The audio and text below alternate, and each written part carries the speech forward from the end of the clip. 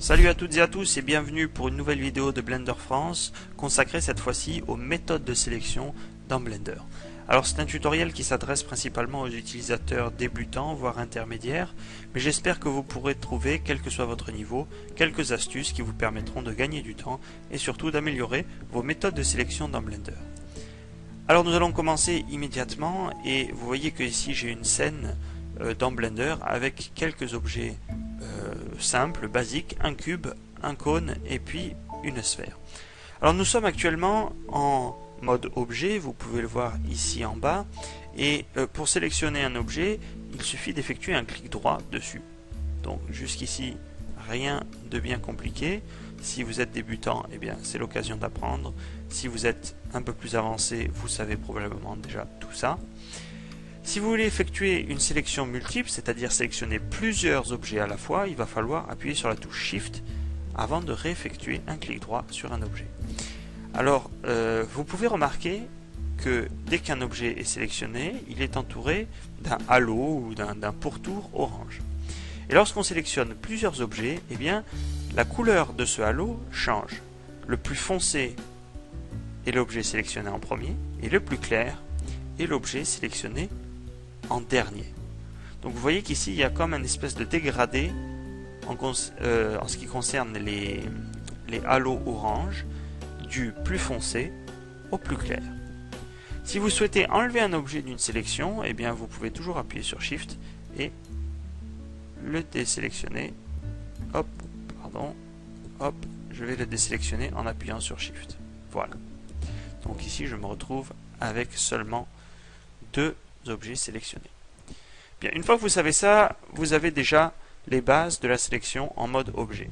Nous allons maintenant passer en mode édition et pour cela nous allons ouvrir un nouveau fichier, un fichier sur lequel j'ai travaillé il y a de ça 2-3 semaines, voire peut-être un mois. J'avais fait un modèle que j'avais posté sur le forum. C'est un voilier donc qui s'appelle le Columbia 30 Sprint si je me souviens bien. Et donc nous allons travailler en mode objet sur ce modèle pour nous permettre de découvrir les différentes méthodes de sélection qui s'offrent à nous. Alors vous le savez, votre modèle est constitué de plusieurs éléments et par élément j'entends bien entendu des points, des faces et des arêtes. Si je passe en mode objet à l'aide de la touche Tab et que je passe en mode fil de fer, vous voyez que l'ensemble de ces éléments apparaît à l'écran, c'est-à-dire des points qui sont ici représentés en bleu, des arêtes qui sont en noir, et puis des faces qui sont entre tous ces éléments. Bien. Si je souhaite sélectionner un point par exemple, eh bien la méthode est strictement la même que dans le mode objet. Il suffit d'effectuer un clic droit dessus et vous voyez qu'il revêt une couleur orange. Si je souhaite en sélectionner deux, rien de plus simple, il suffit d'appuyer sur la touche Shift de la même manière qu'en mode objet. Mais cette méthode basique, je dirais, trouve très vite des limites lorsqu'il s'agit de sélectionner énormément de points ou des points qui sont très rapprochés. Donc vous voyez ici par exemple, si je souhaite sélectionner un peu plus de points, eh bien je vais être embêté, ou plutôt ça va être très long de sélectionner manuellement à l'aide du clic droit et de la souris. Donc si je passe maintenant en vue de côté et que je souhaite sélectionner par exemple, mettons, je vais grandir la vue pour que vous voyez un petit peu mieux, cette ligne là, donc tous ces points qui se trouvent grosso modo sur la ligne que je suis en train de tracer, eh bien il faudrait théoriquement que je clique les points un à un en appuyant sur la touche Shift pour les sélectionner l'un après l'autre.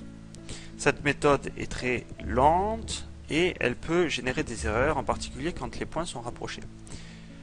Donc, il existe une méthode de sélection qui permet de sélectionner tout un edge loop en un coup. Il faut appuyer sur la touche Alt et puis effectuer un clic droit au-dessus de l'edge loop concerné. Vous voyez qu'ici, j'ai sélectionné l'ensemble des points qui se trouvent sur cette ligne de vertex. Donc, très facile, Alt et puis clic droit. Ça marche dans les deux directions, verticale et horizontale.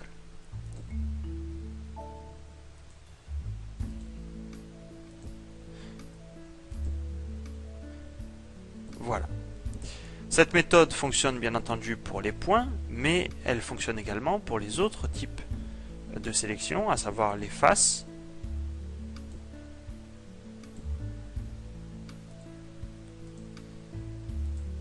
ou bien les arêtes, qui revient grosso modo à la même chose que les points. Voilà. Au-delà de cette méthode de sélection d'edge loop, ou d'une série de points, ou une série de faces, une série d'arêtes, il existe d'autres méthodes de sélection, comme la sélection boîte ou box selection.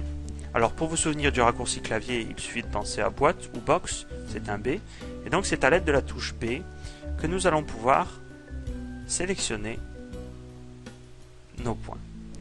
Donc en appuyant sur la touche B, vous remarquez qu'il apparaît autour de mon curseur comme un axe, enfin des axes plutôt, et si je fais un clic gauche et que en maintenant ce clic gauche appuyé, je déplace mon curseur, vous voyez que je crée un rectangle ou un carré selon les dimensions, et à l'intérieur de ce carré, tout ce qui va se trouver à l'intérieur de ce carré va être sélectionné. Donc vous avez la liberté d'ajuster la taille de votre carré en fonction de vos besoins. Si je souhaite sélectionner l'ensemble des points, eh bien je peux appuyer sur B, sélectionner tout le voilier et relâcher mon clic gauche. Vous pouvez naturellement soustraire certains points de votre sélection à l'aide de la touche Shift. Donc j'appuie sur B, je maintiens la touche Shift et je dessine un carré à l'aide de mon clic gauche, et vous voyez que j'ai retranché ici la partie avant de mon voilier. Un outil de sélection qui est similaire à l'outil Box, c'est l'outil cercle ou l'outil pinceau. Donc pour l'utiliser, c'est la touche C pour cercle qui sert de raccourci clavier. Donc quand j'appuie sur C, vous remarquez que ce n'est plus un axe qui apparaît autour de mon curseur, mais un cercle. Ce cercle, je vais pouvoir en modifier la taille à l'aide de la molette de ma souris. Lorsque je vais vers le haut, la taille du cercle diminue. Lorsque je vais vers le bas, eh bien, elle agrandit. Le principe est exactement le même.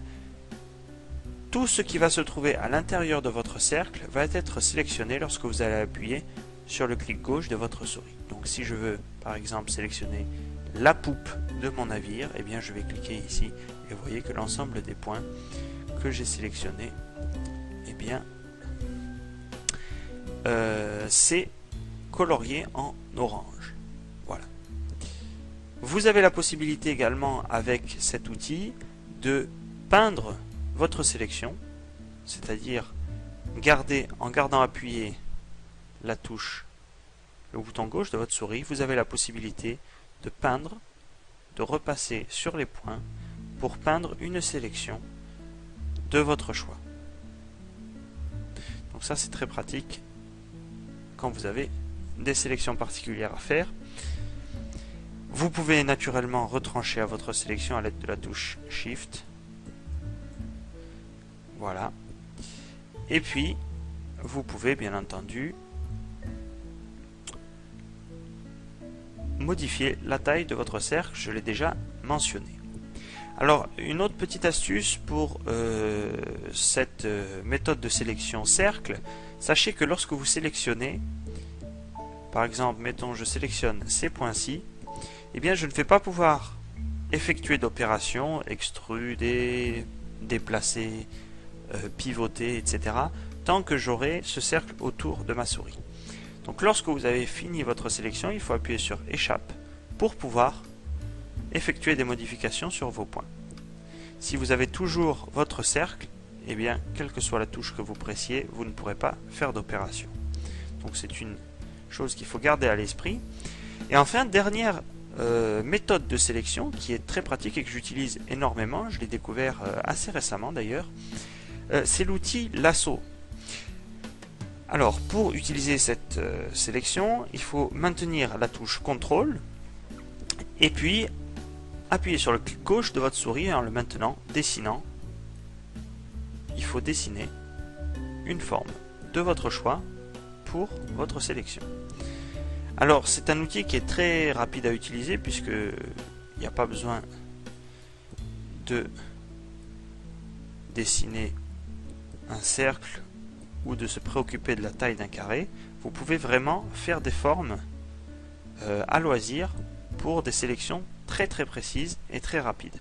Donc mettons par exemple que je veuille sélectionner tous ces points là, et bien vous voyez que très rapidement je peux le faire assez rapidement. Donc le système est exactement le même, c'est-à-dire que je peux tout à fait retrancher à ma sélection, ajouter à ma sélection, et bien entendu il permet de sélectionner des points qui ne sont pas forcément contigus, c'est-à-dire qui ne sont pas forcément à côté. Donc c'est une astuce qui est très utile et qui me sert beaucoup, donc voilà, je voulais la partager avec vous. Voilà, je pense que nous avons fait le tour des méthodes de sélection dans Blender. Si vous avez d'autres astuces ou s'il y a des méthodes de sélection que j'ai oubliées, n'hésitez pas à me le faire savoir. En attendant, je vous dis à très bientôt pour une nouvelle vidéo. Merci, ciao.